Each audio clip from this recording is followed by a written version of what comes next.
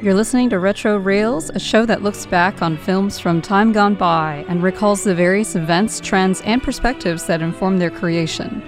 I'm your host, Hannah Walensky, here to guide you through a trip to the past via the silver screen.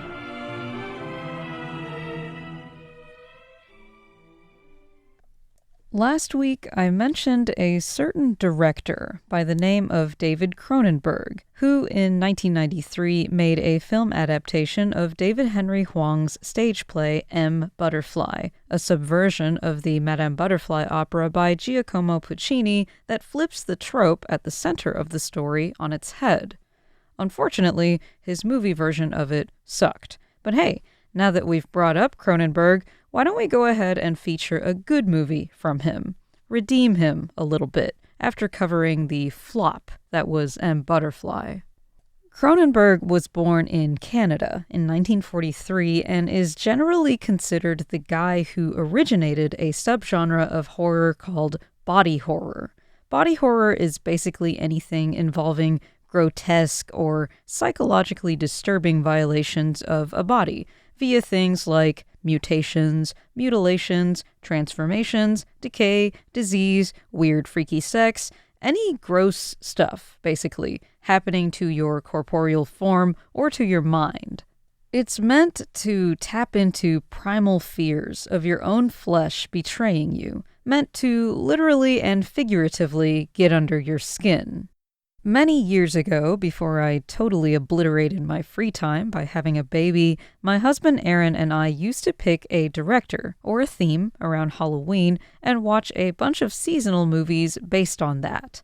One year, we worked through most of Cronenberg's greatest hits, with the notable exception of Crash, which was one of his most critically acclaimed movies. It's just the main premise of it gives me the ick so bad that I have avoided watching it, even though it is supposed to be one of his best movies. I do have my limits when it comes to horror, I'm afraid, and Crash treads pretty much all over those limits. Of Cronenberg's oeuvre, though, I've watched several, if not most of, his better movies, his most well-known and influential contributions to the sci-fi/horror genre. And for me, his best films are Scanners, The Brood, and The Fly. I'll explain why. Of course I will. So here's the thing about Cronenberg. As a writer, he's really not that good. Sorry to any diehard fans out there, but that's just the facts. If he's having to write a story from scratch rather than adapt from something else, then the narrative and the dialogue are often the weakest part of his films. You can count on him for interesting visuals and effects, and usually you can also count on him for having an interesting concept, but actually putting a proper story together is really not his strong suit.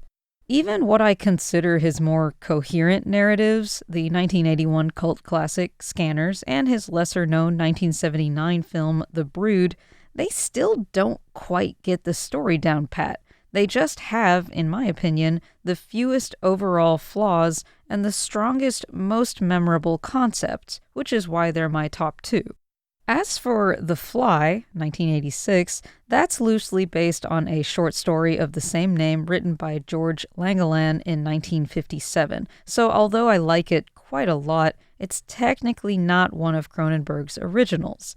It's also marred by the casting of Geena Davis, who I have historically enjoyed just fine in other films, but whose performance opposite leading man Jeff Goldblum is awkward enough to detract from the entire movie.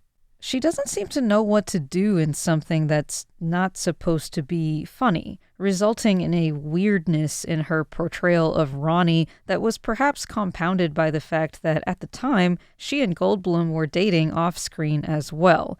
So I think it was just miscasting on Cronenberg's part. Notably, producer Stuart Kornfeld didn't want her in the role, but among all the actresses they were looking at, she was evidently their best option. It must have been dire. Anyway, The Fly is a great movie because it's based on a really great story. But as far as Cronenberg's originals go, Scanners is definitely peak. If you're going to watch any of his films and you haven't seen this one, it is easily my go-to recommendation. Where's your head at?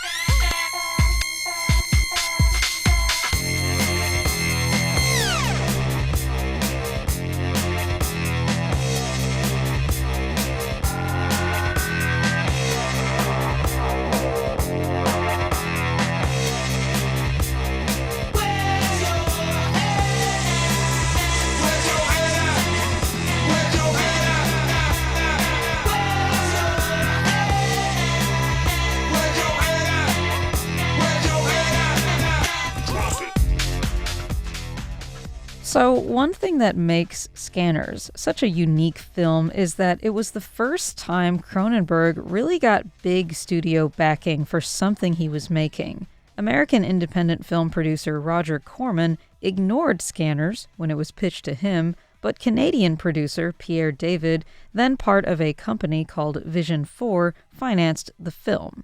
However, it was very much made on the fly because they needed to take advantage of certain Canadian tax incentives. Production was rushed into filming without a finished script or complete sets. Cronenberg came to the project with a first draft that was basically just a series of ideas, and he had to do a lot of the actual writing on set, in addition to constantly searching for locations during production mornings and afternoons. The actual shooting process took place over the course of 9 weeks and was physically exhausting for everyone involved. If pre-production was a sprint, then shooting was a marathon. And post-production was a nightmare. It called for 9 months of editing and reshooting. So it was kind of an ordeal, and that might explain why Scanner's narrative kind of hobbles along at some points. You can just tell they must have run into some issues putting it all together. Even so, what this movie lacks in an especially tight and well-told story, it makes up for in a lot of other significant ways. The first is in its casting. The role of good guy Scanner, Cameron Vale, is played by relative nobody Stephen Lack, who was an art student Cronenberg picked up through the underground art and film circuit in Montreal. He had been dabbling in some roles in low-budget Canadian films, but was otherwise a nobody as far as major filmmaking goes. I can't really say whether it was intentional or not, but Lack ended up bringing the perfect dash of awkwardness and unsettling presence to Vale, the film's most powerful scanner being the term for people with powerful psychic abilities. He just seems weird. He seems like a guy Cronenberg just grabbed off the street, because he is, and that suits his role perfectly because that's who Vale is. He's a vagrant who finds himself suddenly recruited by a private military company to investigate Daryl Revick, another scanner, who is determined to form a coalition of like-minded scanners and set about achieving world domination, killing any other scanners who might stand in his way.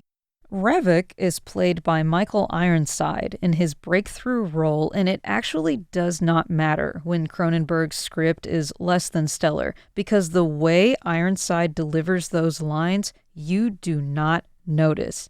Man, is he good. Don't you love it when the villain is the real star of the film?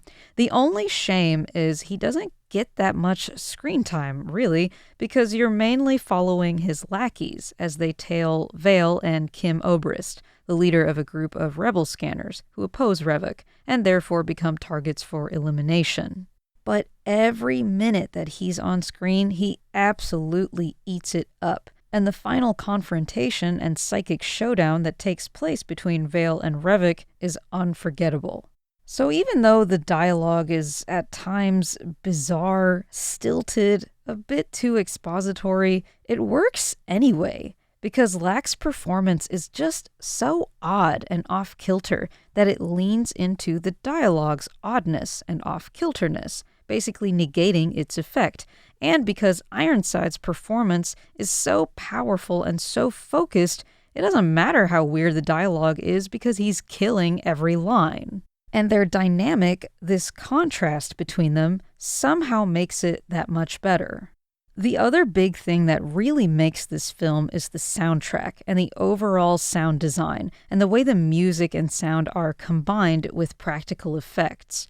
Howard Shore, Canadian composer, conductor, and orchestrator, who basically got his start working with Cronenberg and eventually became responsible for such epic film soundtracks as The Silence of the Lambs and the Lord of the Rings series of movies by Peter Jackson, he cooked up this really unsettling, pulsating, otherworldly sound that not only modulates the mood and ups the tension, as all good soundtracks ought to do, but also helps cue you in to when scanning is taking place.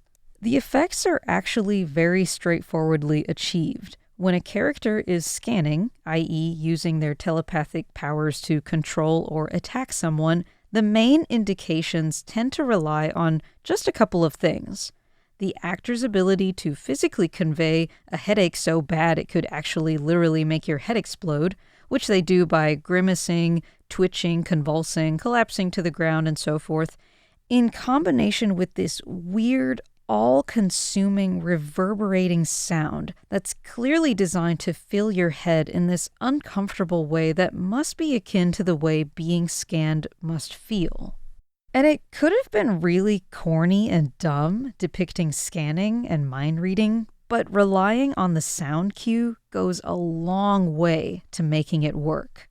And then, of course, there's the practical effects that are utilized to depict next-level scanning, the kind of scanning so powerful that it can blow up, incinerate, or otherwise destroy its target. This is where Cronenberg never fails to let you down. Even when his movie otherwise kind of sucks, you know you're going to be treated to some interesting effects. Not 30 minutes in to Scanners, you are introduced to Revok via the legendary scene of a man's head exploding, which the effects team achieved by constructing a gelatin-encased plaster skull filled with leftover hamburger meat, bits of latex, wax, and other miscellany, and then shooting it to smithereens with a shotgun. And it is awesome. But it must also be said that there are some other similarly awesome effects used in the scanning duel that takes place at the end, showing Vale and Revok's skin bulging and disintegrating that are just as cool, if not even cooler. CGI just can't beat the nasty, visceral, goopy effect that good old-fashioned makeup and prosthetics can achieve. Part of the fun is that you know it's fake, you know it's just latex or gelatin or whatever, but you want to see how they did it anyway. It's like the original Godzilla. You know it's a guy in a suit destroying a little miniature town, but you can still appreciate the effort and the artistry put into the illusion.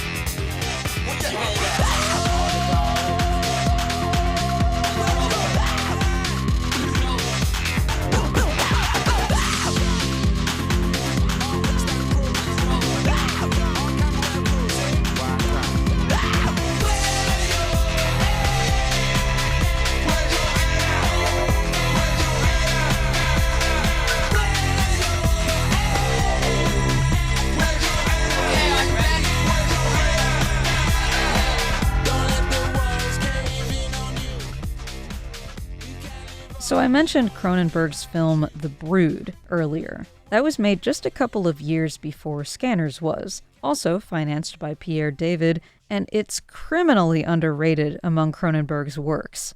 I think it's far and away his best original story, probably in large part because he was drawing upon real-life experiences. The themes and the overall narrative arc of The Brood are clearly influenced by the disintegration of his first marriage to Margaret Hinson, which included a bitter custody battle over their daughter Cassandra. Cronenberg calls The Brood his most classic horror movie. If by that he means his most fully realized and coherent feature film, then I would definitely agree. The film is a clear allegory about trauma and the way that an abused person can, via similar forms of abuse, perpetuate trauma in subsequent generations and inflict collateral damage on everyone else around them in the process. It's a phenomenon that's recognizable to anyone who has encountered or is related to a person who is, as my father would say, broke. Not in the financial sense, but rather in that they can't function normally, can't be in healthy relationships or maintain a healthy lifestyle, because something about them is just broke. And plus, of course, the movie features these creepy little dwarf monsters, and they're awesome. And the scene depicting how the little dwarf creatures are birthed, that's actually even cooler to me now that I have experienced giving birth. Producer David worked with Cronenberg on one other film that also boasts cult classic status, although I personally don't much care for it, and that's Videodrome, 1983. This movie is cool or whatever, but it more or less boils down to a series of increasingly strange and provocative scenes, which is fine and all, but kind of a bummer if you're looking to watch an actual movie. I think a lot of people probably just like it because it's sexually freaky and because Debbie Harry is in it and she's super hot. Before I close out this episode, I do want to call attention to one more Cronenberg flick, my honorable mention among my rankings of his movies, and that's the 1988 movie Dead Ringers. Remember the woefully miscast and enormously talented Jeremy Irons from M. Butterfly? Well, he showcased just how excellent an actor he can be in this film, playing a dual role as identical twin gynecologists. Unfortunately, in typical Cronenberg fashion, the movie is fundamentally flawed. Despite containing some really interesting elements and ideas, the story basically collapses in the second half. The only thing that keeps you watching is Irons' performance. That alone makes seeing this worth it. But that's Cronenberg for you. There's almost always something kind of unsatisfying or unfinished feeling about his movies, even when they've got a lot of other things going on that do work and are interesting. It's something I've come to expect as part of his brand, which actually helps me enjoy his movies a bit more. Actually, I think I have so much fun watching Cronenberg because he not only reliably gives me something to like, but also something to criticize. And you know how I love to criticize.